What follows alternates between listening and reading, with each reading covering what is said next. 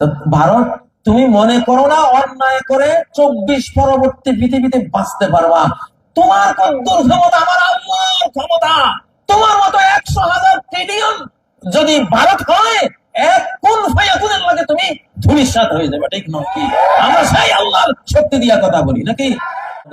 Doctor Yunus সাহেব যে ten C আনতেছেন, তারপরে ঠান্ডার ওই যে F-17 ঠান্ডার যুদ্ধ বিমান আনতেছেন, তুরস্কেরটা আনতেছেন, ইনশাআল্লাহ ধন্যবাদ। একটা মুসলিম, আমরা কাউকে আক্রমণ করতে যাব না, কিন্তু আমাদের তো একটা আত্মরক্ষার অধিকার আছে না নাই? আছে না নাই? ভূমিকম্প এক অশান্তি, তারপরে দাবানল এক অশান্তি। আমেরিকার দাবানল দেখেছেন না কিভাবে জ্বলে আগুন? এক অশান্তি। সাইক্লোন, টর্নেডো এক অশান্তি। করোনা মহামারী এক ফাসাদ, এক অশান্তি, ঠিক নয় কি? সামনে আরো ভয়াবহগুলি আসবে। এগুলি সবগুলির কারণ এমন একটি পৃথিবীতে এখন আছি, যে পৃথিবী আর পাপের ভারটা বহন করতে পারছে না। আমাদের গুনাহের বোঝা মাটির এই ছোট্ট পৃথিবী আর বহন করতে পারছে না। আমাদের কুফরি, আমাদের শিরকি, মুনাফিকি, বিশাল বিশাল কবিরা গুনাহ, এগুলি আর এই পৃথিবীতে করার মতো পৃথিবীর কোনো ধারণ ক্ষমতা, সহ্য ক্ষমতা আর নাই। ও ভাইয়েরা, এই জন্য আমি আজকে সূরা আল ফাজরের 6 নম্বর আয়াত থেকে 12 নম্বর আয়াত পর্যন্ত যে আল্লাহ কতগুলো জাতির কথা উল্লেখ করেছেন, এত পাপ তারা করেছে নিজ নিজ এলাকায়, ওই পাপ সহ্য করার মতো আর মাটির ক্ষমতা ছিল না। এটা ওভার হয়ে গেছে, বর্ডার ক্রস করে ফেলেছে, সীমা ছাড়া হয়ে গেছে। যখন এই সীমা ছাড়া হয়েছে, তখন এই যে বিশ্ব মহাবিশ্বের মালিক, তার যে আইন আছে, যে দণ্ডবিধি আছে, সেই দণ্ডবিধির আওতায় আল্লাহ বিচার করে দিয়েছে। আলাম তারা কাইফা ফাআলা রাব্বুকা বিআদ। আলাম তারা, তুমি কি দেখনি? দেখা বলতে তুমি কি জানতে পাওনি? তুমি কি অন্তর্দৃষ্টি দিয়ে, তোমার কান দিয়ে তুমি কি শুনতে পাওনি যে কি আচরণ, কি পানিশমেন্ট, কি শাস্তি আল্লাহ দিয়েছিলেন আদ জাতিকে? কোন জাতি? আদ জাতি। ইরম যাতিল ইমাদ, সেই জাতির নাম ছিল ইরম। তারা এক একজন মানুষ ছিল বিল্ডিং এর পিলারের মতো সুঠাম দেহি এবং লম্বা, অথবা জাতুল ইমাদ মানে সুউচ্চ স্তম্ভ বিশিষ্ট প্রাসাদ নির্মাণকারী জাতি ছিল। وثمود الذين جابوا الصخر بالواد, আরেক জাতি সামুদ, সৌদি আরবে। আদ জাতীয় সৌদি আরবে। আদ জাতির কথা কোরআনে আমরা পড়েছি সারা জীবন, নবীজিও পড়েছেন, কিন্তু দেখতে পাননি। নবী সাল্লাল্লাহু আলাইহি ওয়াসাল্লাম থেকে প্রায় 1400 বছর পর্যন্ত সবাই আদ জাতির কথা কোরআনে পড়েছে, কিন্তু কেউ দেখেনি। এই গত শতাব্দীতে এইটা ভালো ভেদি ক্যামেরা দিয়ে স্যাটেলাইট থেকে সৌদি আরবের রাবা আল খালি মরুভূমির নিচে বিশাল এক রাষ্ট্র আবিষ্কার হলো, বালির 80 হাত নিচে। স্যাটেলাইটের ওই মাটি ভেদকারী, বালু ভেদকারী ক্যামেরা দিয়ে দেখে খুঁড়ে ওই আদ জাতির অস্তিত্ব মানুষ পেয়েছে কয়েক বছর আগে। আল্লাহু আকবার। কোরআন যে সত্য, আদ জাতির কথা কোরআন বলতেছে লাস্ট শেষ জমানায়, আমাদের জমানায় এসে এটা প্রকাশ পেল। তো আল্লাহ ওদেরকে ধ্বংস করেছেন। ওরা বলতো মান আশাদ্দু মিন্না আমাদের চেয়ে বেশি শক্তিশালী আবার কে আছে? ঝড় ঝঞ্ঝা আসলে হাতে হাত ধরে বুক পেতে এইভাবে বাধা দিত প্রাচীরের মতো ওরা। আল্লাহ এমন আশ্রয় আশ্রয় মেরেছেন ওদেরকে। কোরআনে সূরা আল হাক্কার মধ্যে আল্লাহ বলেছেন, কান্নাহুম আজাযু নাখলিন খাওয়িয়া। এক একটা মানুষ এত লম্বা, মনে হয় যেন জ্বর শিকড় সহ উপড়ে পড়া এক একটা খেজুর গাছ পড়ে আছে। আল্লাহ নিজে বলছে। আল্লাহর সাথে পারে কেউ? সামুদ জাতিকে এক বিস্ফোরণ দিয়া, মহা শব্দ দিয়া শেষ করে দিয়েছে।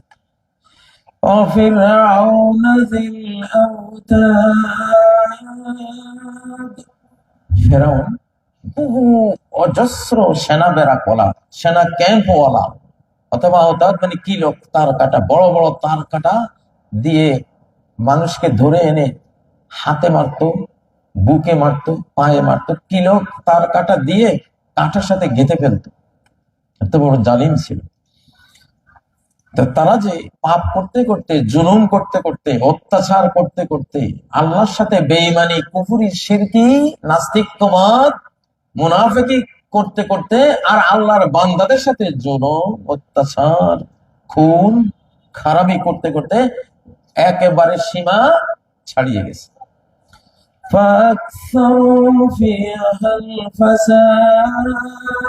ফাসাদ একেবারে অতিরিক্ত হয়ে গেছে, করে ফেলেছে। এবার আল্লাহ কি করলেন? আর টাইম নেই, আর কি নেই, আর সময় নেই। আমার আব্বা একজন বড় হাফেজ ছিলেন। এখানে পাবনা হাদল একটা জায়গা আছে, মনে হয়, কোথায় জানি পাবনা হাদল একটা জায়গা আছে না, হাদল, হাদল আলিয়া মাদ্রাসা আছে না? আমার পিতা ব্রিটিশ আমলে আলিয়া মাদ্রাসার হাদিসের অধ্যাপক ছিলেন, মুহাদ্দিস ছিলেন। মৌলানা আব্দুস সোবহান সাহেব, আপনাদের এই পাবনার সন্তান না, ওনার ওস্তাদ ছিলেন। আমার বাবা ওনার ওস্তাদ ছিলেন। ওনার সাথে দেখা হলে বাবার গল্প করতেন। 1975-এ বাংলাদেশে যখন, আপনারা তো অনেকেই ছিলেন তখন, আর অধিকাংশ যুবকরা তোমরা ছিল না, জুলুম অত্যাচার হতে হতে হতে যখন সীমানা শেষ, তা আমার পিতাকে আমি দেখতাম, উনি হাফেজ ছিলেন, সারাদিন কোরআন পড়তেন বসে। কোরআন পড়ে এইভাবে কোরআন বন্ধ করে, কোরআনটা এভাবে টেবিলের উপর রেখে কতক্ষণ চুপচাপ বসে নোয়াখালীর ভাষায় বলতেন, এরে ইগার টাইম নাই রে। কথা বুঝছেন? ইগার মানে এর, এই ব্যক্তির, ইগার আর টাইম নাই মানে এই লোকটার আর সময় নাই। আমি তখন ছোট্ট শিশু, 75 সাল, আমার বয়স বাচ্চাদের মতো। কিন্তু আমি আমার আব্বাকে দেখতাম, উনি 3 মাস এরকম বলেছেন, প্রায় প্রতিদিনে কোরআন পড়তেন। কোরআনে দেখতেন উনি, যে টাইম নাই এটা কোথায় দেখতেন? উনি কোরআনে দেখতেন, কোরআনের আয়াত তো বুঝতেন, বুঝে উনি আইডিয়া করতেন যে এর আর টাইম নেই। 3 মাস বলছে, কোরআন পড়ে বন্ধ করে, এরে ইগার আর টাইম নাই। হঠাৎ একদিন আমি শুনলাম, সেদিন মনে হয় বৃহস্পতিবার ছিল, আমি গেছিলাম বেড়াইতে, হাসি বললাম, আব্বা আপনার ইগার তো আর নাই, গেছে। বুঝতে পারছেন 1975 সালে কে গেছে এটা তো জানেনি, ঠিক না? ঠিক। আমিও যদি জুলুম করতে করতে সীমানার বাইরে যাই, টাইম থাকবো? যেই জুলুম করতে করতে সীমানার বাইরে যায়, তার আর টাইম। সৃষ্টিকর্তা আল্লাহ তাআলার একটা কঠিন নিয়ম আছে। কি আছে? কঠিন নিয়ম। সীমার বাইরে গেলে, সীমার বাইরে কি অপরাধ হয়ে গেছে 51, মানে 50-এর ঊর্ধ্বে চলে গেছে। আপনি যা জনসেবা করেন, যা পৃথিবীর উপকার করেন, ওটা হয়ে গেছে 49, আর আপনার জুলুম অত্যাচার হয়ে গেছে কত? 51, 52, 53, মানে উপর দিকে চলে গেছে। তখন রে ইগার টাইম নাই রে। আমরা তো 15 বছর ভুগতে ভুগতে, বিশেষ করে আমি এগুলি বক্তৃতা বেশি করতাম। আমার একটা আইডিয়া ছিল যে সময় আর বেশি নাই। আমি যখন জেলখানায় ছিলাম, বিএনপির এনি চৌধুরী ভাই, তারপরে আব্দুল সালাম তালুকদার ভাই, তারপরে আপনাদের পাবনার শিমুল বিশ্বাস ভাই, অনেকে ছিলেন আমার সাথে ওই জেলখানা, অনেক নেতা। ওনারা বলতেন, ভাই হুজুর আপনারা তো অনেক কথা বলেন কোরআন থেকে, কবে মুক্তি? মুক্তি কি আদৌ জীবনে হবে? এই ফ্যাসিবাদ, এই জালিম থেকে আমরা মুক্তি পাবো? তা আমি ওনাদেরকে একটা কথা মুখস্থ করাইছি, যে time short, signal down, line clear, train on line. বুঝছেন? এটা রেলের স্টেশন মাস্টাররা বলে। মানে টাইম শর্ট, ট্রেন আসবে, সময় বেশি নাই। সিগন্যাল ডাউন, একটা সিগন্যাল পেলে না ট্রেনের, সিগন্যালটা ডাউন হয়েছে, মানে ট্রেন এখন লাইন ক্লিয়ার, এই লাইন দিয়ে এখন ঢুকবে, ট্রেন অন লাইন, ট্রেনটা কি লাইনে। আমি আমার আইডিয়া থেকে, আমি কোরআন পড়ে যা বুঝতাম, এইসব মানুষদেরকে আমি এটা মুখস্থ করেছি, time short, signal down, train on line, line clear, train on line. তো আসলে ভুল হয়নি তো, ঠিক না? মুক্তির ট্রেনটা তো আইছে আলহামদুলিল্লাহ। ও ভাইয়া, তো পৃথিবী এখন আবার ঠিক ফেরাউনের যুগে যেমন পাপ এত বেশি হয়ে গিয়েছিল যে পৃথিবী আর ভার বহন করতে পারছিল না। নূহ আলাইহিস সালামের যুগে ওই অবস্থা হয়েছিল যে অপরাধ আর সৃষ্টিকর্তার সহ্য হচ্ছিল না, পৃথিবী আর এই বোঝা টানতে পারতেছিল না। ঠিক যখনই পাপের বোঝা বেশি হয়ে গেছে, পাপীরা যত বড় ক্ষমতাদার হোক না কেন, সৃষ্টিকর্তার মারার সামনে তোলার মতো উড়ে যায়, ঠিক না? ঠিক না? ও ভাইয়ের, এখন আবার এই পৃথিবী পাপের বোঝা আর নিতে পারছে না। আমরা মুসলিম জাতি, আমাদের কারোর সাথে ব্যক্তিগত শত্রুতা নাই, শত্রুতা থাকে না, কারণ নবীদের উম্মতদের এটা বৈশিষ্ট্য না, ব্যক্তিগত কোনো শত্রুতা নেই। শত্রুতা হলো কাজের সাথে, তার আমলের সাথে, তার নীতির সাথে, ঠিক না?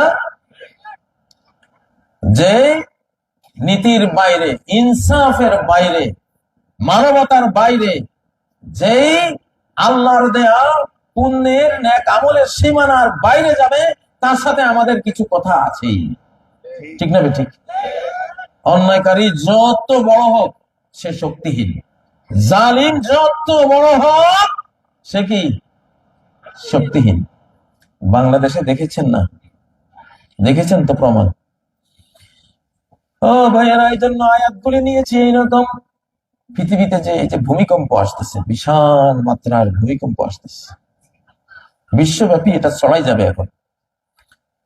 তো বাংলাদেশ তো মুসলিম দেশ, আলহামদুলিল্লাহ বাংলাদেশে ভূমিকম্পের ঝাঁকুনি খেয়ে ইমানদাররা অনেক কান্নাকাটি করেছেন আল্লাহর কাছে, অনেক ক্ষমা চেয়েছেন আল্লাহর কাছে। পাপের কারণে ভূমিকম্প আসবে, টেকটনিক প্লেট ঝাঁকুনি দিবে পাপীদেরকে শোধরাবার জন্য, ঠিক নয় কি? আল্লাহর হুকুম আসবে পাপের কারণে, অন্য কোনো কারণ নাই। সামুদ জাতিকে ধ্বংস করেছে পাপে, ফেরাউন জাতিকে ধ্বংস করেছে পাপে, নূহ আলাইহিস সালামের জাতিকে ধ্বংস করেছে পাপে, মহাপ্লাবন দিয়ে ধ্বংস করা হয়েছে পাপের কারণে না পুণ্যের কারণে? নমরুদকে তার দল বল সহ ধ্বংস করা হয়েছে নেক আমলের কারণে নাকি বদ আমলের কারণে? সামুদ জাতির উপরে ভূমিকম্প দিয়ে একেবারে ধ্বংস করে দেওয়া হয়েছে, সেটাও তো পাপের কারণে। এই যুগে যদি ভূমিকম্প ধ্বংসাত্মক হয়, ছোটখাটো ভূমিকম্প এমনি হয়, কিন্তু ধ্বংসাত্মক ভূমিকম্প যেটা, যেটা আপনার নিজের বিল্ডিং কে গোরস্থান বানিয়ে দেবে, বা একটা বিশাল দেশ মহাদেশকে মাটির নিচে তলিয়ে দেবে, লক্ষ লক্ষ মানুষ মেরে দেবে, সেই ভূমিকম্প পাপ ছাড়া কখনো আসে না। বিশ্ব ইতিহাস এটাই। আমাদের ভূতত্ত্ব বিজ্ঞানীরা ওনারা শুধু এক পেশে কথা বলেন, খালি টেকটনিক প্লেট, টেকটনিক প্লেট। আর ব্যাপারে এটা বলো, এটার সাথে পাপের কথাও যুক্ত করো, যেটা কোরআনে বলেছে, ঠিক নয় কি? যাহারাল ফাসাদু ফিল বাররি ওয়াল বাহরি বিমা কাসাবাত আইদিন নাস। সূরা রুম 42 নম্বর আয়াত। বিমা কাসাবাত আইদিন নাস, যাহারা ছড়িয়ে পড়েছে, প্রকাশ পেয়েছে, প্রাদুর্ভাব হয়েছে। ফাসাদ, অশান্তি। অশান্তি কি? ভূমিকম্প এক অশান্তি, তারপরে দাবানল এক অশান্তি। আমেরিকার দাবানল দেখেছেন না, কিভাবে জ্বলে আগুন, এক অশান্তি। সাইক্লোন, টর্নেডো এক অশান্তি। করোনা মহামারী এক ফাসাদ, এক অশান্তি। ঠিক নয় কি? সামনে আরো ভয়াবহগুলি আসবে। এগুলি সবগুলির কারণ সৃষ্টিকর্তা নিজে, যিনি এই ভূমিকম্পেরও স্রষ্টা, যিনি দাবানলেরও স্রষ্টা, যিনি সাইক্লোনেরও স্রষ্টা, মহামারীরও স্রষ্টা। স্রষ্টা তো তিনি ছাড়া আর কেউ নেই, আছে? হ্যাঁ, খালিকু কুল্লি শাই, সকল বস্তুর তিনি স্রষ্টা। তো তিনি নিজে বলছেন, বিমা কাসাবাত আইদিন নাস, জলে স্থলে সব বিপর্যয় আসে মানুষের হাতের কামাইয়ের কারণে। মানে কিসের কারণে? আপনি যদি একটা সিগারেট খান, আপনি নিজের ক্ষতি করলেন, নিজের পরিবারের ক্ষতি করলেন, নিজের বংশের ক্ষতি করলেন, শিশুদের ক্ষতি করলেন, গোটা বিশ্বের ক্ষতি করলেন। একটা ছোট্ট পাপ গোটা বিশ্বকে ক্ষতিগ্রস্ত করে, সেটা যত ছোটই হোক। ঠিক নয় কি? ছোট্ট একটা আগুনের কণা যদি এমন জায়গায় রেখে দেওয়া হয় যেখানে হাজার হাজার কলকারখানা, গার্মেন্টস শিল্পের কারখানা আছে, একটা আগুন লাগলে আর একটা লাগবে। ছোট্ট একটা আগুনের কণা ওখানে রেখে দিলে, নিভিয়ে না দিলে কি হবে? আগুন লেগে লাগবে একটাই, জ্বলে যাবে হাজারটা। ঠিক নয় কি? কিন্তু লাগছে কোত্থেকে? ছোট্ট একটা আগুনের কণা।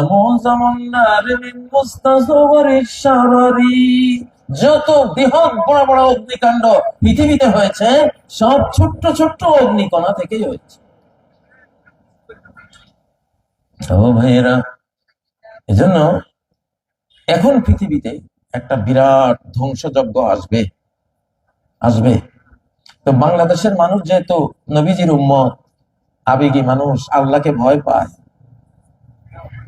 ভূমিকম্প কিন্তু এসেই গেছিল আপনাদের দোয়ায়, কান্নাকাটিতে, ইস্তেগফারের কারণে পাপ থেকে অনেকে সরে আসছে।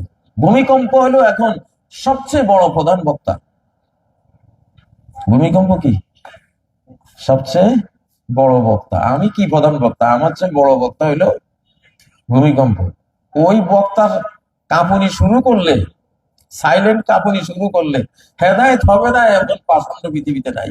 ঠিক না? ঠিক দেখলাম তো কিভাবে লাফাই পড়ে, লা ইলাহা ইল্লাল্লাহ, লা ইলাহা ইল্লা আনতা সুবহানাকা ইন্নী কুনতু মিনাজ জালিমিন, মুখে কিভাবে আসে? হিন্দুরাও করছে এটা।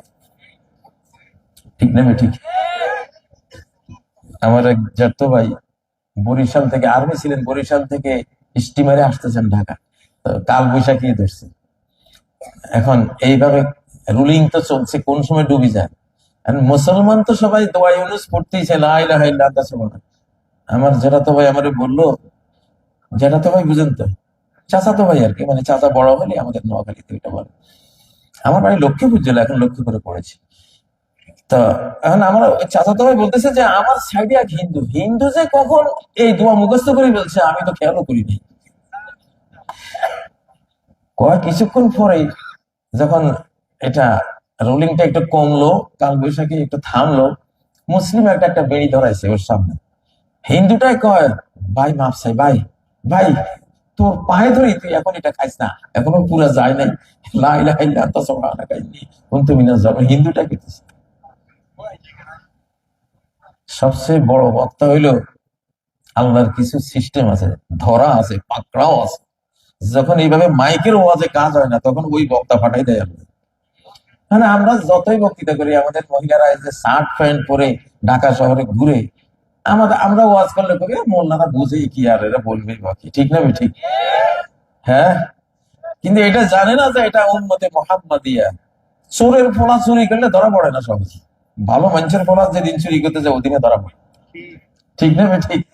তুমি মোহাম্মদ সাল্লাল্লাহু আলাইহি উম্মত, আমেরিকা ইউরোপিয়ান না, ওরা 10, 20, 30, 40, 50 বছরও যদি এভাবে শার্ট প্যান্ট পরে মহিলারা বেড়ায়, ওদের আযাব নাই, কারণ আযাব একসাথে আসবে জাহান্নামে। বুঝেন না? এক ওয়ালাহুম আযাবুম মুকিম, ওদের জন্য শাস্তি যেদিন আল্লাহ ধরবে আর থামাথামি নেই। অনন্ত অনন্ত অনন্ত কাল, অনিশেষ কাল চলতে থাকবে। এই জন্য একসাথে ধরে। কিন্তু তোমরা তো ভালো মানুষের বলা, ভালো নবীর উম্মত, ঠিক না? যেদিন অপরাধ করবো সেদিন থেকে ধরা শুরু হইতে পারে, খুব শর্ট টাইমে আল্লাহ ধরবে। এই জন্য এই উম্মতের সাজা হিসাবে হাদিসগুলিতে আছে যে আমার উম্মতের শাস্তি হবে আল ফিতানু ওয়াল কতল ওয়াজ জালাজিল, ফিতনায় ফেলবেন আল্লাহ, কতলের মধ্যে ফেলবেন, খুন হবে, ওয়াজ জালাজিল, ভূমিকম্প আসবে উম্মতের উপরে। আপনি পরিসংখ্যান দিলে দেখবেন মুসলিম দেশে ভূমিকম্প বেশি হয়। এটা আল্লাহ আমাদের দুনিয়ার ছোট্ট শাস্তি দিয়া জাহান্নামার কবরের ভয়াবহ শাস্তি থেকে বাঁচাই দিচ্ছেন, বুঝেন না? পকেটমার যে বাজারে যায়, পকেটমারের সাথে তার রক্ষী বাহিনী থাকে, একটা রক্ষাকারী বাহিনী থাকে 15-20 জন, এটা তার লোক। নির্দেশনা দেওয়া থাকে যদি ভাই কোনো কারণে ধরা পড়ি যাই, তোরাই আমাদের ঘেরাও করি ধরবি, পাবলিকের দিস না, পাবলিকে পেটে তো মারি ফেলবে, চারপাশে তোরা ঘেরাও করে ধরবি, ঘুষাবি, থাপ্পড় দিবি, চুলদরি টানবি, ধাক্কা দিবি, যেন পাবলিক বুঝেছে কাম হয়েছে, যে গ্রুপে ধরছে ওরে আজকে আর বাঁচতে পারবো না। তো আসলে এরা মায়ের তোলে খুব জোরে দেয় আসতে, ঠিক না? পরে দূরে চোখের আলে নিয়ে চা দোকানে ঢুকাইয়া চা খাওয়া। আপন হইলে মাইরটা কড়া দেয় না, তাদের আপন লোক ধরা পড়ছে। তা আমরা তো আল্লাহর আপন লোক, ঠিক না? নবীজির আপন লোক না, আল্লাহর প্রিয় বান্দা না, অপরাধ করে ধরা পড়ছি, আল্লাহ কিছু মার দিবেন, কিন্তু ওই রকম না। কিছু মার জাহান্নামের 1 সেকেন্ডের আযাবের তুলনায় সারা পৃথিবীর শুরু থেকে শেষ পর্যন্ত যদি কেউ ক্যান্সারে, আলসারে, ভয়াবহ যন্ত্রণাদায়ক রোগে ভোগে, ভূমিকম্পে পিষ্ট হতে থাকে, তারপরও জাহান্নামের 1 সেকেন্ডের আযাবের সমান, ঠিক না? ঠিক। আর সারা দুনিয়ার সমস্ত সুখ যদি কেউ ভোগ করে, যদি জাহান্নামে যায়, তাহলে আল্লাহ জিজ্ঞাসা করবেন দুনিয়াতে কোন সুখ পেয়েছিলে কিনা? সে বলবে আল্লাহ সুখ কি জিনিস এই শব্দটাই তো আমার জানা নেই। সেকেন্ডে জাহান্নামের যে দুঃখ বেদনা আমার দেহে ঢুকছে, আল্লাহ সুখ কি জিনিস আমার মনেই নেই।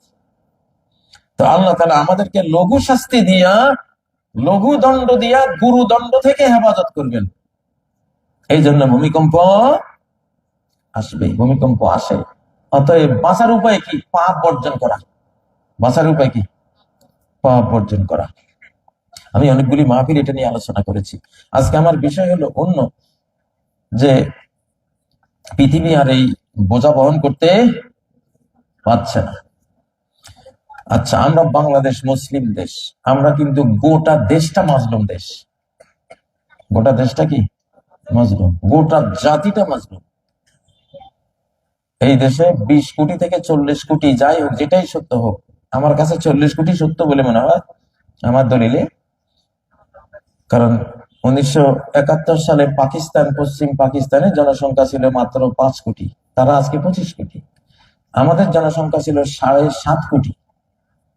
তাহলে 5 কোটি যদি 25 কোটি হয়, 7.5 কোটি কত কোটি হবে?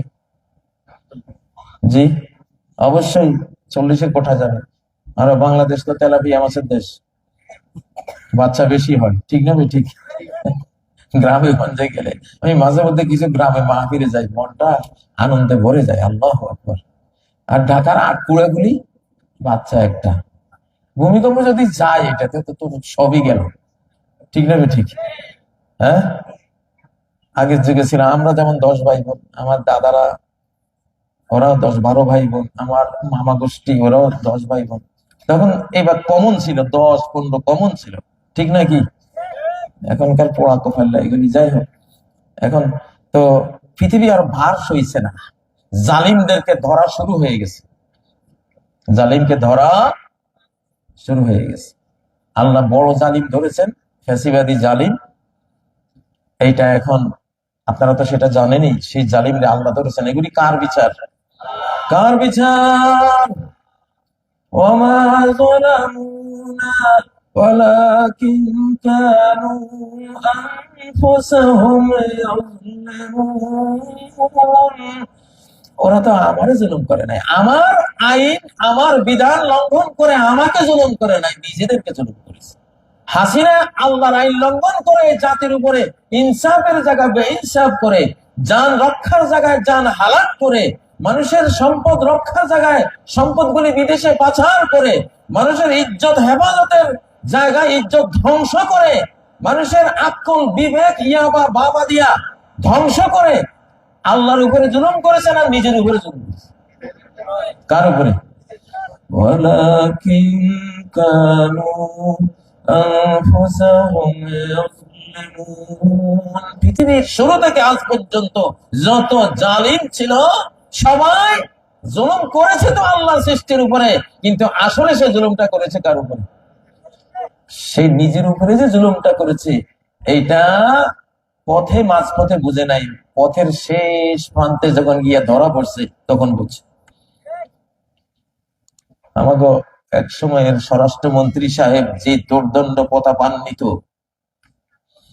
বুঝেন না, ওনার রাজ দরবার আজকে চেহারা দেখেন কি কি হয়েছে চেহারা।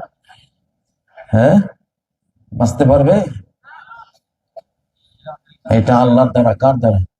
এখন বুঝতেছে যে হায় রে, জুলুম তো আমার উপর না করছে, মানুষের উপরে জুলুম করেছে, মানে আমার উপরেই জুলুম করেছে, ঠিক নয় কি?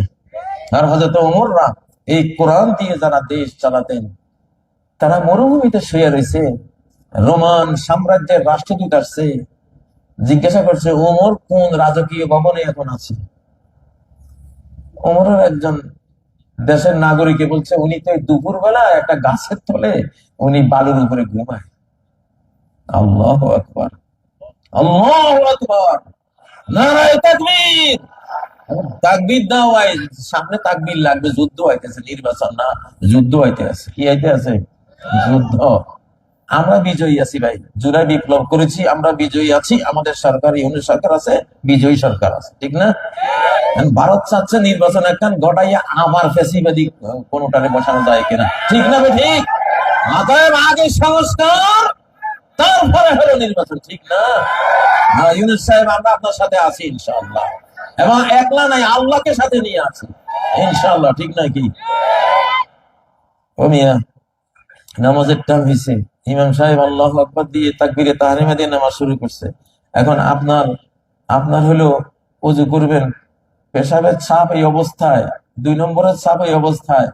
এখন আপনি মসজিদে ঢুকলে মসজিদ সুদ্ধা নাপাক করে ফেলার একটা সমস্যা হইতে পারে, হ্যাঁ না? আপনি কি তাড়াতাড়ি ওযু করে নামাজে যাবেন না আগে ওয়াশরুমে যাবেন? ফরজ কোনটা? হ্যাঁ, আগে সংস্কার, আগে কি? আগে কি? তো পেটে যে ময়লা থাকে, এর চেয়ে বড় ময়লা হলো চোর, ভোট চোর, টাকা চোর, ডাকাত, যেগুলি আমাদের 15 বছর পর্যন্ত আমাদের রায়, আমাদের ভোট সব টাকাও চুরি করছে, ভোটও চুরি করছে, দেশও চুরি করছে, কি যে গোপন চুক্তি করে কি যে রেখে দিছে, সামনে তো বাইরে হইবে, ঠিক না? ঠিক। আগে তো নির্বাচন কমিশন সহ নির্বাচনী পুরা চেইনটাকে চোর মুক্ত করতে হবে, ঠিক না? হ্যাঁ, ভারতীয় দালাল থেকে মুক্ত করতে হবে। ভাই, আমরা ভারতের ব্যক্তিগত শত্রু না, ভারতের কুকর্মের শত্রু। তোমাদের কোন গরজ পড়ছে আমাদের পিলখানার 57 অফিসার সহ 76 জনকে এইভাবে বাংলাদেশে ঢুকে খুন করবা? হ্যাঁ, কেন কেন খুন করলে? তোমরাই তো করাইছো। আজকে তো বিডিআর কমিশনের রিপোর্ট আমরা পেলাম, সত্য রিপোর্ট পাইলাম। আমরা তখনই বিশ্বাস করতাম, সেই 9 ফেব্রুয়ারি 2009 আমি ওই দিন একেবারে পিলখানার সম্ভবত 2-3 কিলোমিটার রেঞ্জে ছিলাম, কাছে এক জুমা পড়াইতে গেছিলাম, না জানি কোন প্রোগ্রামে গেছিলাম, পাশে এখন গুলির শব্দ শুনতেছি। আমরা তখনই বুঝছি যে এটা তো দাদা বাবুদের কাজ। এখন তো তাই তো বাইর দিচ্ছে। তো ভারত, তুমি মনে করো না অন্যায় করে 24 পরবর্তী পৃথিবীতে বাঁচতে পারবা? তোমার কদ্দুর ক্ষমতা আমার আল্লাহর ক্ষমতা। তোমার মতো 100,000 ট্রিলিয়ন যদি ভারত হয়, এক কোন ফায়াকুনের লাগে তুমি ধূলিসাৎ হয়ে যাবে, ঠিক নয় কি? আমরা সেই আল্লাহর শক্তি দিয়া কথা বলি নাকি? কুকর্ম, লিল্লাহি তাকবীর, নারায়ে তাকবীর।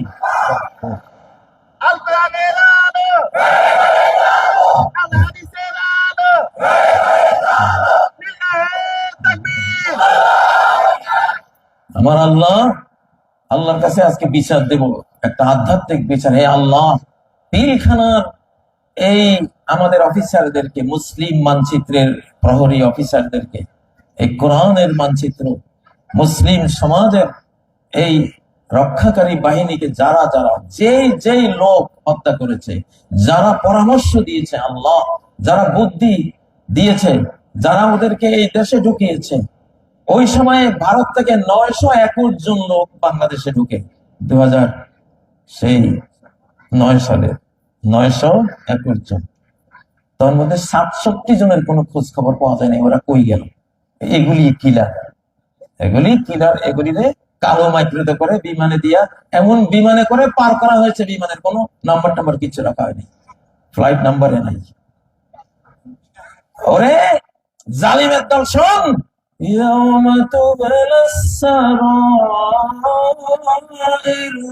যেদিন যখন শেষ জামানা আসবে, কিয়ামতে স্টার্ট হয়ে যাবে, সমস্ত গোপন জিনিস তখন প্রকাশ করে দেওয়া হবে।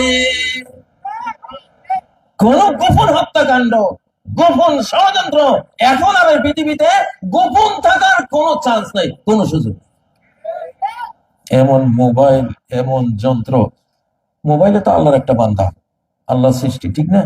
মানুষের হাত দিয়ে আল্লাহ বানাইছে। আলাদাবুল মুফরাদের মধ্যে ইমাম বুখারী হাদিসটা নিয়ে আসছেন যে প্রত্যেক কোম্পানির স্রষ্টা আল্লাহ, কোম্পানির প্রোডাক্টের স্রষ্টাও কে? আল্লাহ। বেটা, তুই মোবাইল বানাইছিস কি দিয়ে?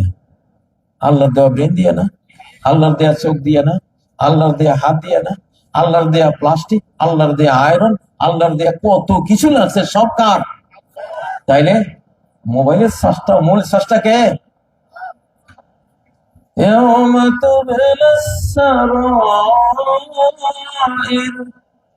শেষ জামানা, কিয়ামতের যখন স্টার্ট হবে, কিয়ামত তো 1400-1450 বছর আগে, নবীজি আখিরি জামানার নবী, শেষ জামানার নবী, কিয়ামতের পূর্বক্ষণের নবী, উনি যেদিন পৃথিবীতে নবী হয়েছেন তখন থেকে কিয়ামতের স্টার্ট।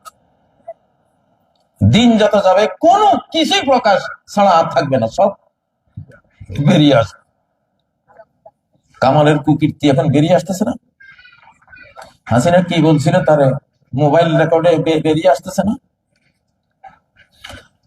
তো আল্লাহর কাছে একটা বিচার দিলাম যে বিডিআর কমিশনের রিপোর্টে যেটা আমরা পেলাম, ভারত জড়িত, হাসিনা জড়িত এবং তৎকালীন আওয়ামী লীগ জড়িত, তাপস এগুলি জড়িত। আল্লাহ প্রত্যেকটারে ওইভাবে খুন করে তুমি বিচার, মৃত্যুদণ্ড দিও যেভাবে আমাদের নিরস্ত্র সৈনিকদের করা খুন করেছে।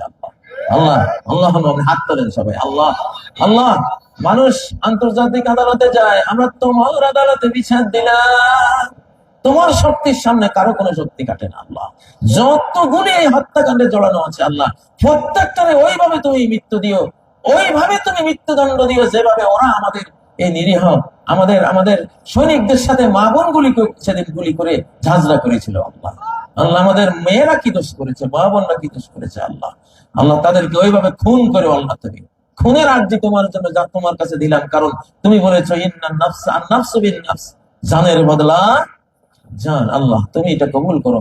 সাল্লাল্লাহু তাআলা আলা খায়রি খালকিহি মুহাম্মাদিন ওয়া আলা আলিহি ওয়া সাহবিহি আজমাইন। ডক্টর ইউনূস সাহেব, কেন তুমি খুন করবে? কেন তুমি জুলুম করবে?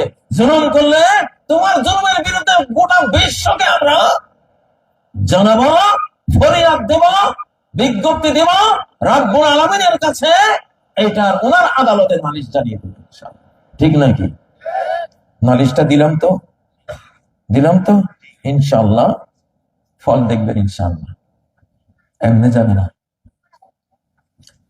কারণ আল্লাহ নবী বলেন, ওয়াত্তাকি দাওয়াতাল মাজলুম, মাজলুমদের দোয়া হিজাব। মাজলুম আর আল্লাহর মাঝখানে কোনো পর্দা নেই। সে কাফের হলেও আল্লাহ তার দোয়া শুনবে, পর্দা নাই। কুফরের পর্দা ওখানে কাজ করে না। সে মুশরিক হলে মুশরিকের পর্দা সেখানে কাজ করবে না। সে বড় কবিরা গুনাহ একটা পর্দা, দোয়া কবুল হয় না। কিন্তু মুসলিম হলে ওই কবিরা গুনার পর্দা আল্লাহ তুলে নেন। তুই মুসলিম হয়েছিস আমার সাম্রাজ্যে, আমি ইনসাফের শাহনশাহ, আমি তোর সাহায্য করব। চেঙ্গিস খানের মতো বেঈমানে দোয়া করছিল মুসলমান খারিজম শাহের বিরুদ্ধে, আল্লাহ চেঙ্গিস খানের দোয়া কবুল করেছে। চেঙ্গিস খানের 450 ব্যবসায়ীকে খারিজমরা এক মহিলার কুপরামর্শে হত্যা করেছিলেন।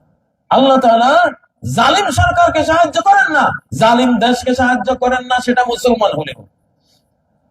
আর মজলুমকে তিনি সাহায্য করেন বেঈমান কাফের হলেও।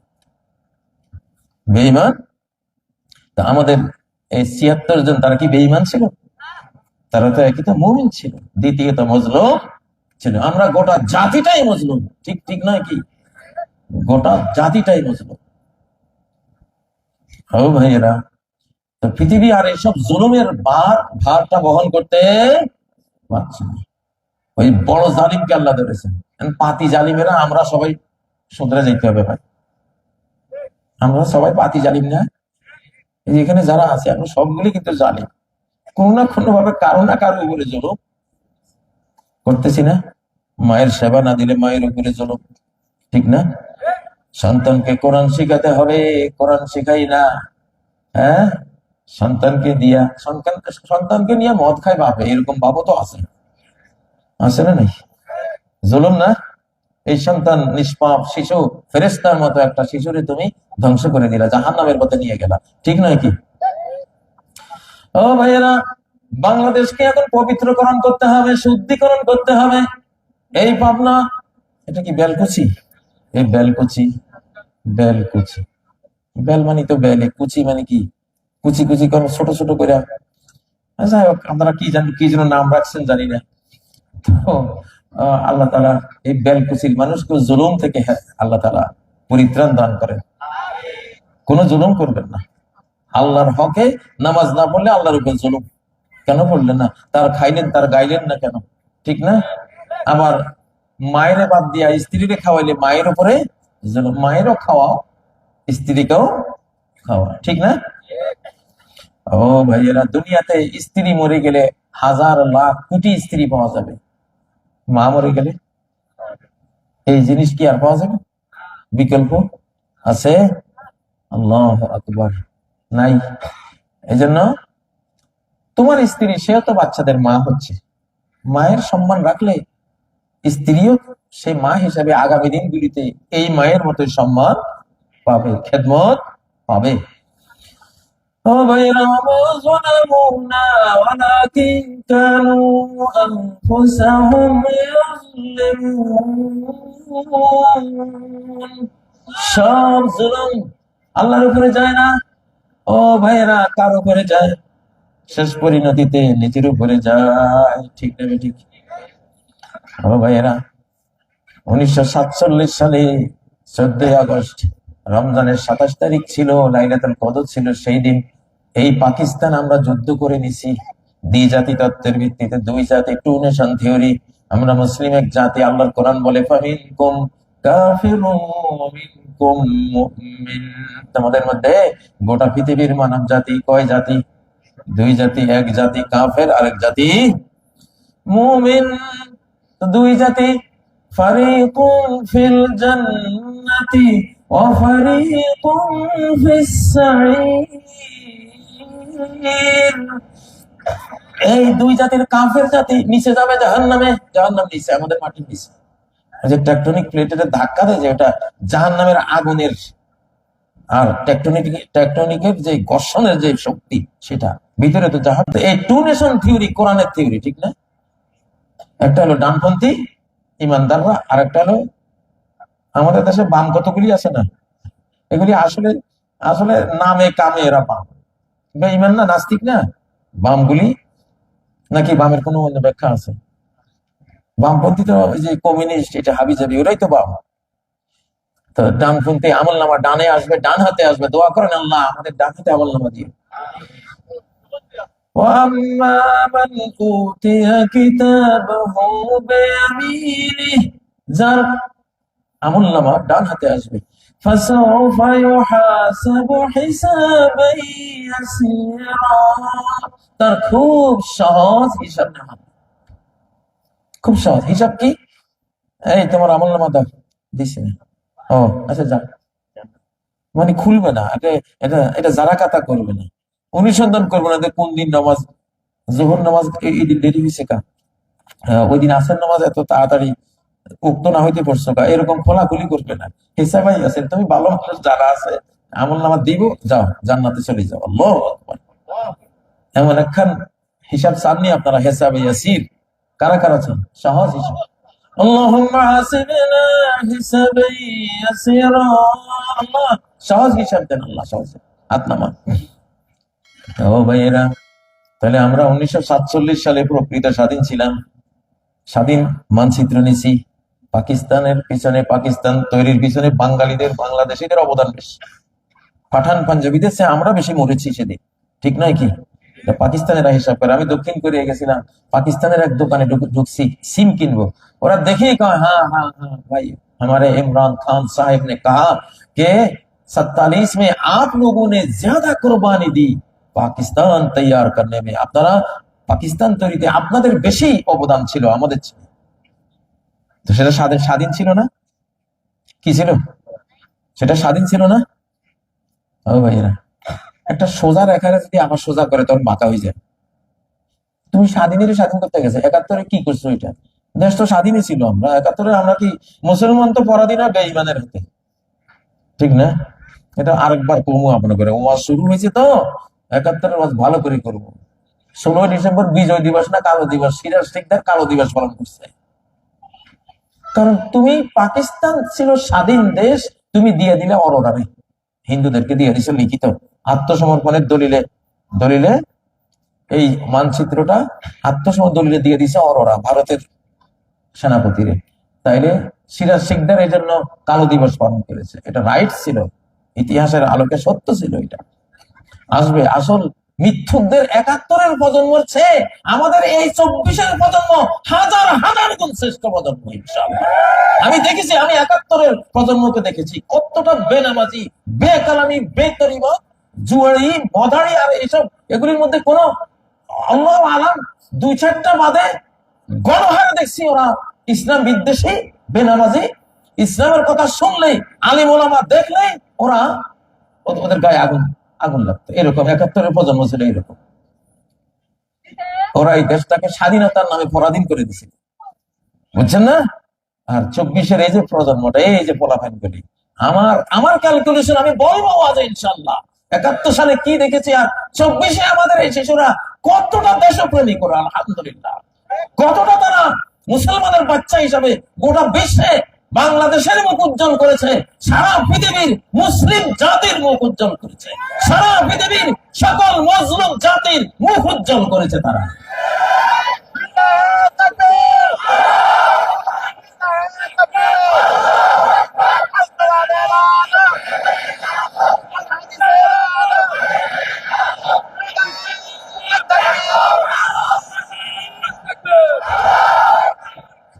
ও ভাইরা, আমরা বলতেছি আমাদের কারোর সাথে কোনো ব্যক্তিগত শত্রুতা নাই। আমরা কাজের সাথে মিত্রতা করি, কাজের সাথে শত্রুতা করি।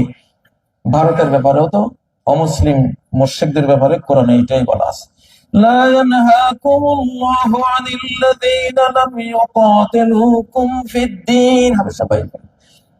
সূরা মুমতাহিনার আয়াত।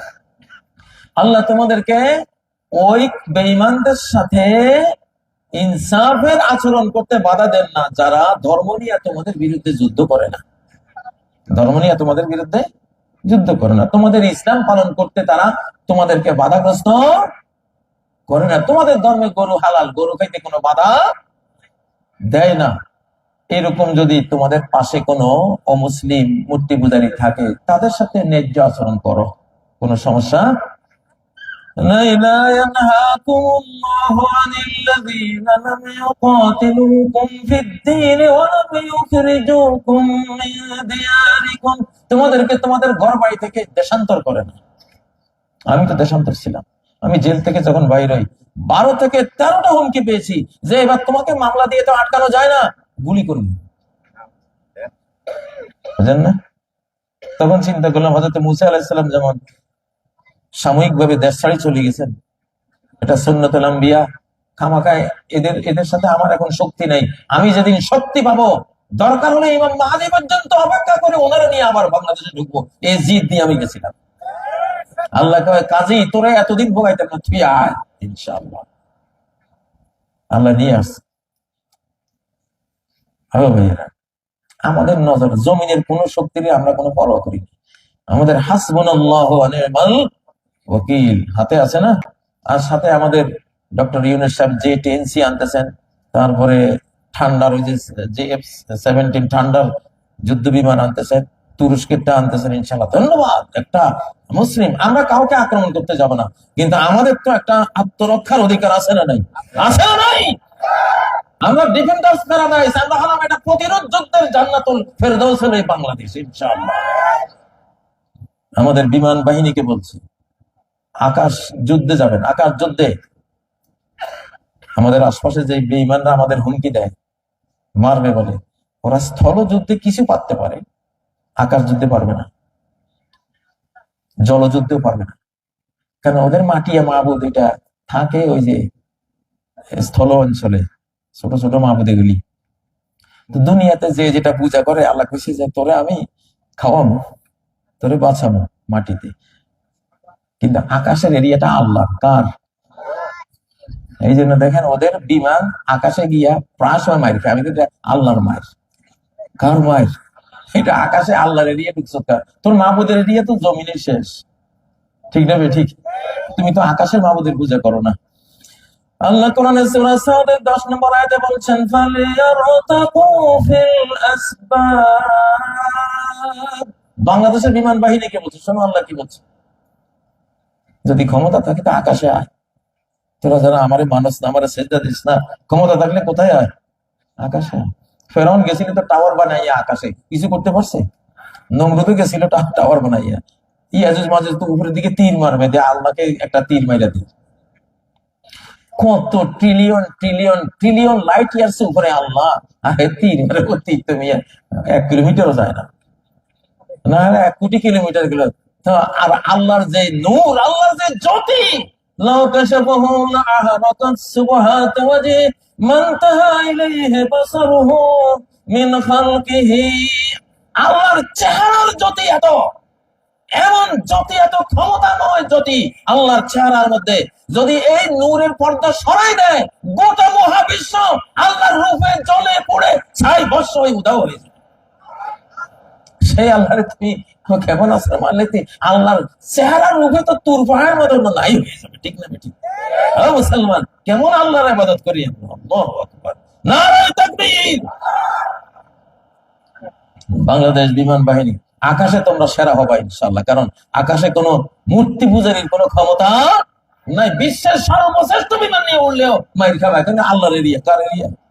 এরিয়া সবগুলি আল্লাহ, কিন্তু জমিনে আল্লাহ তাআলা মরণ পর্যন্ত তোমারে সুযোগ দিয়েছে, কিন্তু আসমানে সুযোগ নাই। আসমানে কি আছে? হাফেজ সাহেব আছে চারিপাশে দিই।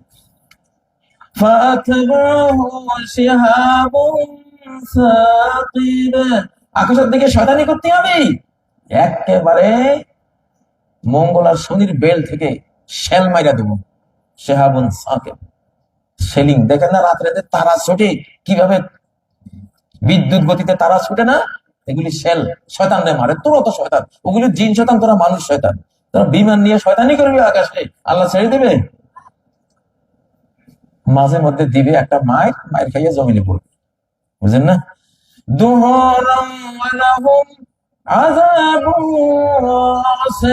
মানুষ শয়তান আর জিন শয়তান যখন আকাশে উঠে, আল্লাহর সেলগুলি ওদেরকে বিতাড়িত করে, আর তাদের উপরে পড়ে অব্যাহত কন্টিনিউয়াস প্রক্রিয়ায় নামতে থাকা আযাব আর সেল, বুঝেন না? আর বাংলাদেশের বিমান বাহিনী যদি আকাশে উড়ে লা ইলাহা ইল্লাল্লাহ কইয়া, হ্যাঁ, বিসমিল্লাহ, আল্লাহু আকবার, আল্লাহু আকবার, আল্লাহু আকবার, সুবহানাল্লাযী সাখখারা লানা হাযা, এই যে দোয়াটা পড়ে যদি উঠে, ফেরেশতারা মিয়া তোমার লগে থাকবে ওখানে, ফেরেশতা তোমার বিমানের লগে থাকবে ইনশাআল্লাহ। জমিনে যে ফেরেশতা থাকে, আর আকাশের ওই ওই ভয়ঙ্কর ঝুঁকিপূর্ণ এলাকায় ফেরেশতা তো আরো বহু বহুগুণ তোমার হেল্প করবে। অর্থাৎ বাংলাদেশ বিমান বাহিনীর কোনো ভয় নেই। পানির মধ্যে তারা পারবে না, কারণ আল্লাহ পানির মধ্যে ফেরাউনকে চুবাইছে, বহু জাতিরে নাকানি চুবানি খাওয়াইছে, কোথায়? পানির মধ্যে। আর শেষ জামানায় আল্লাহ তাআলা পানি দিয়ে ডুবাইবে, এটা কোরআনে হাদিসে আছে।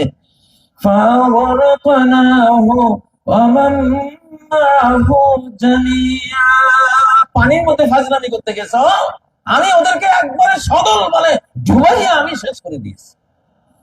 অতএব বাংলাদেশের সাথে পানি যুদ্ধ ইনশাআল্লাহ পারবে না। শুধু স্থল যুদ্ধে একটু কিছু হয়তো পারতে পারো, কিন্তু দুর্ভাগ্য হলে বাংলাদেশ হলো প্রতিরোধ যুদ্ধের জান্নাতুল ফেরদাউস। 700 নদী, বুঝেন না, কাদা মাটি সব গাড়াই যাইবে ইনশাআল্লাহ। 71 যুদ্ধে পাকিস্তানি আর্মিদের মতো চৌকস আর্মিরা বর্ষার পানির মধ্যে আটকে গেছে। তোমরা তো ওইরকম। এই ওয়াজগুলি কেন করতেছি? খুব হুমকি ধামকি আসতেছে তো, যেন আমাদের আমাদের বাহিনীগুলির তো কিছু সাহস দিতে হইবে, নাকি? দিতে হবে না? বাস্তব সত্য সাহস, কোনো বানোয়াট কিছু না, কোরআন থেকে বলছে, ঠিক না ভাই? ঠিক। ওরা কয় বাংলাদেশকে সময় বাইন্দা দিছি, সময় শেষ, তো ধর্ম ধরিস ধরি। প্রথম অর্ধে 7 গোল দিবি, হাসবি, আর শেষ অর্ধে 14 গোল খাইয়া কাঁদতে কাঁদতে জনম করে কাঁদবি। নারায়ে তাকবীর, নারায়ে।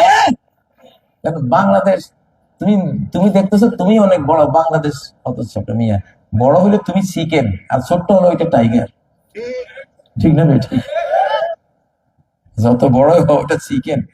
এটা ব্রিটিশরা কয়ে গেছে চিকেন স্নেক, মুরগির গলা হয়েছে শিলিগুড়িতে। এটা ব্রিটিশরা ভারতের কইছে চিকেন, আর শিলিগুড়িতে কইছে এই চিকেনের গলা, মুরগির গলা। তুমি তো মুরগিও মিয়া, টাইগারে মুরগিরে ডরায়? হ্যাঁ,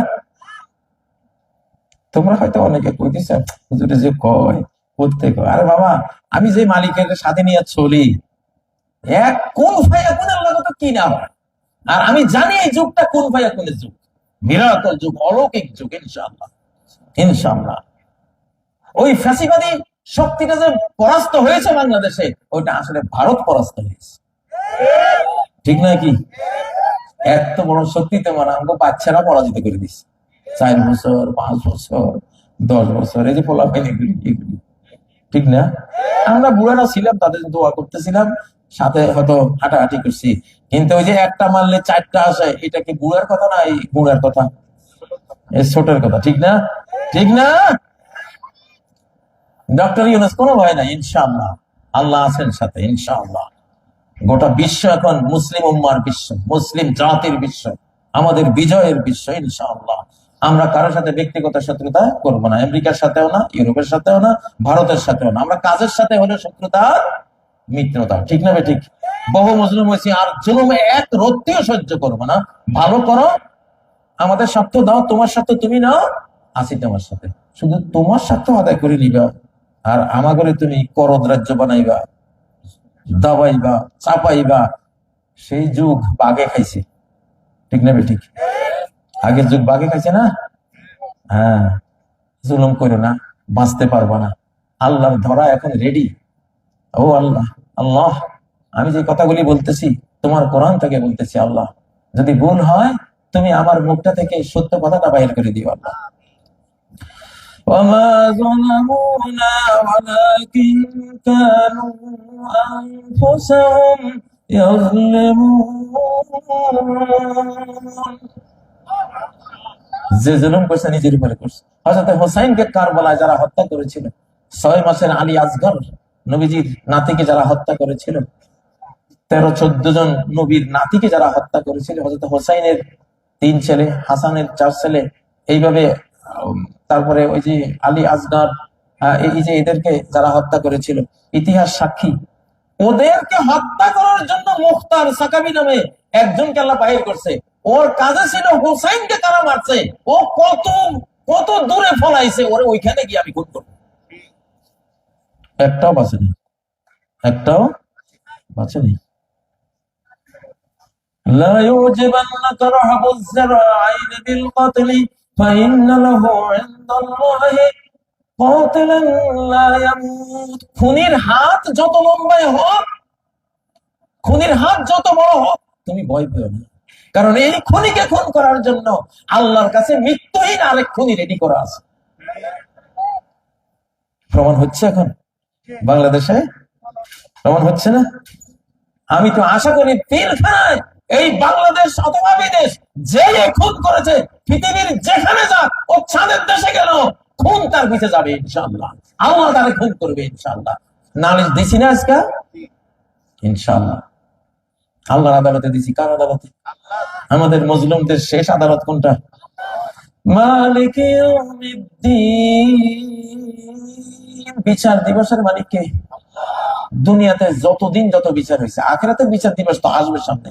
দুনিয়াতে তো কিছু বিচার দিবস গেছে। ফেরাউনের বিচার যেদিন হয়েছে সেটাও একটা বিচার দিবস।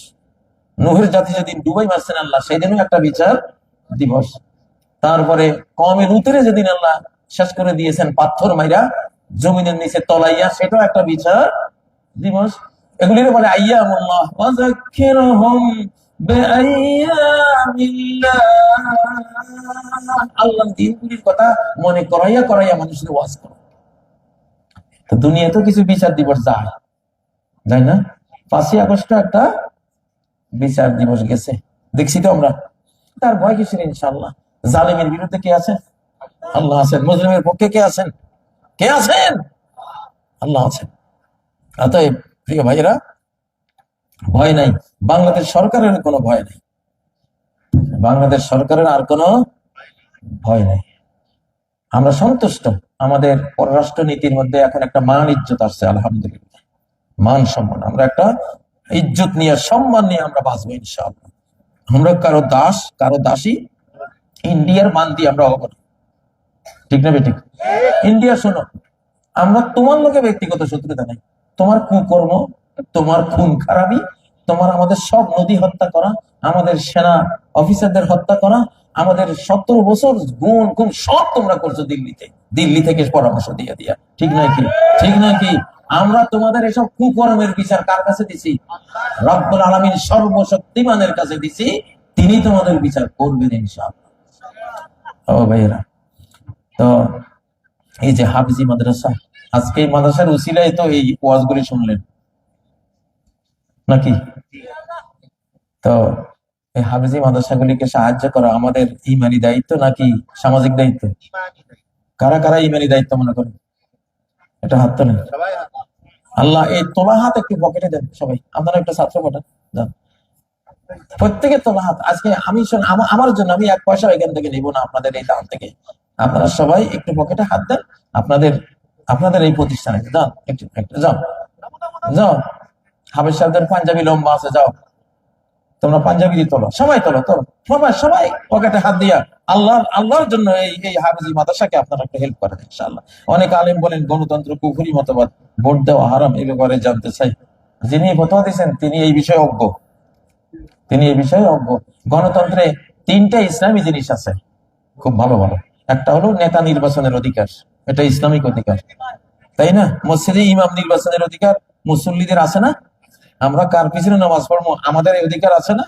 তো রাষ্ট্রের ইমাম নির্বাচনেরও এটা গণতন্ত্রে আছে না? নাই, আছে। 2, ইমাম সাহেব রাষ্ট্রীয় নেতাদের জবাবদিহিতার একটা বিরাট ইসলামিক সুযোগ পাওয়া যায় গণতন্ত্রের মাধ্যমে, জবাবদিহিতা, ঠিক না? আপনি কেন এটা করলেন, এই কেন বলার অধিকার গণতন্ত্রে এটা আছে না? নাই, এটা আছে। এখন ডক্টর ইউনূসকে আমরা যে কিছু হইলে সমালোচনা করি না, এইটা গণতন্ত্র, এটা ইসলামিক, ইসলাম এটা সমর্থন করে। 3 নাম্বার, নেতা যদি কোনো জুলুম অত্যাচার করে তাহলে গণতন্ত্রে এই নেতাকে জোর করে টেনে নামিয়ে দেওয়ার অধিকার সংরক্ষিত আছে, এটা ইসলামিক। এটা কি আমরা ফ্যাসিবাদকে নামিয়েছি না? নামিয়েছি না? এগুলি সবই ইসলামিক। আর যেটা গণতন্ত্রে আমরা করব না সেটা হলো আমরা এমন নেতা নির্বাচন করব না উনি ওই পার্লামেন্টে বসে সুদ হারাম করবেন, ঘুষ হারাম করবেন, মদ সুদ হালাল করবেন, তারপরে ঘুষ জায়েজ করবেন, মদ জায়েজ করবেন, সেইটা হলো শিরিক। আমরা তো তাদেরকে আমরা পার্লামেন্টে যাওয়ার জন্য সমর্থন দেব না, আমরা কোরআন ওয়ালাদেরকে দেব, ঠিক না? কোরআন ওয়ালাদেরকে দেব ইনশাআল্লাহ। আমরা শুনি মৌলানা মওদুদী রহমাতুল্লাহির আকীদা ও জামাতে ইসলামীর আকীদা খারাপ, আপনার মতামত জানতে চাই। আমি তো 35 বছর এদেরকে পড়াইলাম জামিয়া কাসেমিয়াতে, ছাত্র শিবিরকে। কই ও ভাইয়েরা, আমি তো উৎকৃষ্ট একটা ওনার জীবনে উনি যে একটা বিপ্লব সাধন করেছেন, গোটা পৃথিবীর 65টা ভাষায় ওনার বইগুলি অনুবাদ হয়েছে। এত বড় একটা লোক বাংলাদেশেও তো নাই। তো ভুল মানুষের থাকে, সেই ভুলটা গুণের চেয়েও বড়। মানুষের কিছু এমন ভুল থাকে, মুসলিমদের মধ্যে এমন ভুল থাকে। আদমের যে ভুলটা উনি করেছেন, ওই ভুল করে যদি না করতেন আল্লাহ আদমকেও মৃত্যু দিয়ে দিতেন, হাওয়াকেও মৃত্যু দিয়ে দিতেন, আর মানব জাতি আমরা আপনারা কেউ জন্ম হইতাম না। ওই ভুলের কারণে এখানে আইছি, এখানে জন্ম হয়েছি, ঠিক না বেঠিক? তো ভুল বলতে মানুষের থাকবে, সেই ভুলেরও উনি সওয়াব পাবেন ইনশাআল্লাহ, কারণ মুস্তাহিদরা ভুলেরও সওয়াব পায়। আমার এই সংক্ষিপ্ত পরিসরে আমি আইডিয়া দিলাম। আমি সৌদি আরবে যাই, মৌলানা মওদুদী রাহমাতুল্লাহকে ওরা কত শ্রদ্ধা করে। মদিনা ভার্সিটিতে, মদিনা ভার্সিটির জন্ম হয়েছে মৌলানা মওদুদীর পরামর্শ সেখানে ছিল। সুবহানাল্লাহ। মক্কার আলেমরা, মদিনার আলেমরা, দুবাই, কাতার, আমি সবখানে দেখি তারা বিশাল বড় মুসলিম জাহানের একটা অ্যাসেট উনি। আর বাংলাদেশে খালি আপনারা কি গুণ দেখেন না? ও মিয়া, মৌমাছি দেখে কোথায় মধু আছে, আর মাছি দেখে কোথায় খালি গান্ধাটা আছে। মাছি হবেন না, মৌমাছি হবেন। ইসলামী দলগুলোর ঐক্য কতটুকু স্থায়ী হবে মর্মে আপনি মনে করেন? এবার খুব ঐক্য হবে, কারণ মায়ের আইতে আছে। আমাদের আমাদের বাংলাদেশে একটা অভ্যাস, মায়ের খাইলে খুব ঐক্যবদ্ধ হয়েছে। তো মায়ের তো আইতে আছে, একবার মায়ের খাইয়ে ঐক্যবদ্ধ হয়েছি না। আর এমনি বুঝও বাড়ছে, আলহামদুলিল্লাহ, বুঝ জ্ঞান বাড়ছে। আলেমরা বুঝতেছে যে আসলে আমাদেরকে রুমালের মতো ইউজ করে করে আমাদেরকে অত্যাচার করে বেঈমানরা, জালিমেরা, ঠিক না? এবার আলেমরা ইনশাল্লাহ তারা ঐক্যবদ্ধ থাকবে ইনশাআল্লাহ।